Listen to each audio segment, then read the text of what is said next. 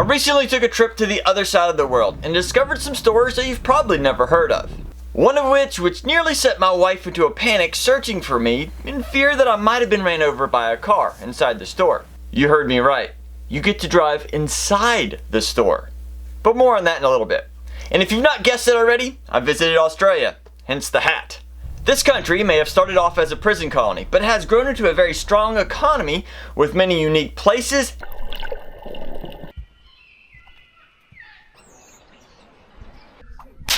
animals, and accents. If you put glue around your spigot, it's going to all ooze out the wrong way on you. One of which is its woodworking, DIY, and maker communities. So I took some time to explore some of their Australian-owned woodworking and home improvement stores just for you. First up, let's look at Timon. This company was founded in 1989 to help meet the demand of a growing woodworking community. And as far as I know it only has 2 locations, and I visited the one in Melbourne. The staff was welcoming and knowledgeable, and they loved the idea of me filming their store and showing it on YouTube. The store had a large variety of table saws, band saws, dust collection, and much more, primarily in one of their major brands called Sherwood. And of course, they stocked many of the common brands that we're used to in the States. Plus, if you preferred hand tools, they had a nice variety of them as well. One of the surprising discoveries was the popularity of the Woodcraft brand in their store, which included a full wall display. And one of the managers told me that Woodcraft was actually quite popular in Australia. As for keeping tools in stock, the back of their building actually housed a large warehouse. So no worries there. So if you happen to see one of their stores, they said they would love to have you visit. Moving on to number 2, we have Sydney Tools.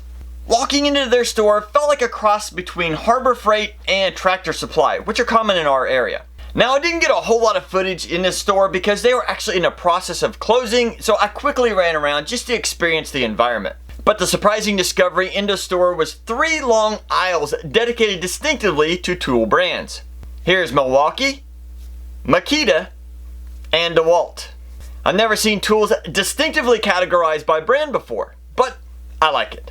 Now from what I understand, this company has over 90 retail locations scattered across Australia. So if you happen to be down there, check one out. I think you'll like it. Looking at number 3, we have Carbet. This company was first launched in 1987 in a Brisbane garage and has remained a family business ever since. I was told by one of their managers they like to bring in a variety of tools and brands that were not previously available in Australia. This way their customers can have as much selection as possible. Their store, located in the city of Melbourne, felt a lot like the Woodcraft and Rockler stores found in my area. They had a nice selection of wood, tools, and also displayed a bunch of woodworking projects created by their customers and students. While there, I purchased a small pack of pin blanks containing some of the wood only found in Australia. Hopefully, I can show you how these turn out in a future video. Carbet has at least 8 locations across Australia and New Zealand. So if you happen to be in their area, I'm sure they would love to have you come in. Note to self, when driving across the states to find Carbet, check the holiday in that country. It could be Labor Day. The next stop is Bunnings Warehouse. This is a very large retailer of home improvement and lifestyle products across Australia and New Zealand. Its store appearance and layout reminds me a lot of Home Depot and Lowe's in the United States. With its large tool selection, huge lumber supply, garden accessories, and about everything else you would need for a DIY project, this is definitely a home improvement store. But there are a few things that do stand out. First off is the cafe and the kids' play area to keep your family entertained while you shop. Next was the occasional bench for you to take a rest while you shop. And lastly, and strangest, was the lack of a loading area at the front of their store. Wait a minute, lack of a loading area? That's right, because contractors and anyone else who needs a bunch of lumber were allowed to drive their vehicle into the store, pick up their lumber, and check out quickly and easily. Just think, you only have to touch your lumber one time instead of loading it into a cart and then reloading it into your truck. This is definitely an option I wish Home Depot and Lowe's could incorporate into their stores. Now I did talk to one of the associates and he told me that at certain times they are required to close the entranceways for the trucks. And the customers tend to get a little bit upset over that, and I can see why, because that is a great option. Moving back to the tool selection, they have many of the major brands but also a couple of unusual names.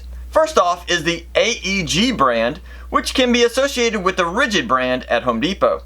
And the second is the Ozita brand, which look a lot like the Milwaukee tools, but it is different. Overall, if you like to walk through Lowe's or Home Depot in the States, then you would definitely enjoy visiting Bunnings Warehouse if you ever get to visit the land down under. And last, I visited a store called Woodcraft. But no, it's not the same Woodcraft that's in the States. This is a small family-owned woodworking shop located in the city of Richmond, Tasmania. They love to use unique wood species from Tasmania to create many of their pieces. Everything from bowls, clocks, chessboards, toys, jewelry boxes, and much, much more. They can supply single items or large orders for special functions. And even though they are a small shop, they provide a large selection and some beautiful woodwork. So if you happen to visit Tasmania, make sure you check out the store in Richmond. Now if you ever get a chance to visit Australia, I highly recommend taking some time to visit some of these stores. And even though Australia does not produce a lot of woodworking tools, the selection is still inspiring. Now for those of you who waited till the end, I just want to give you a heads up on a video that'll be coming out very, very soon. While down in Australia, we visited a very cool event called the Lost Trades Fair. There were about 150 booths of inspiring trades that many have forgotten. Some of these are common to the United States and some of these are not. That video should be coming out very soon, so definitely keep an eye out for it. I hope this video inspired you to step out of your normal comfort zone and go visit some stores or locations that you normally wouldn't go to, because you never know, it might be a really cool experience.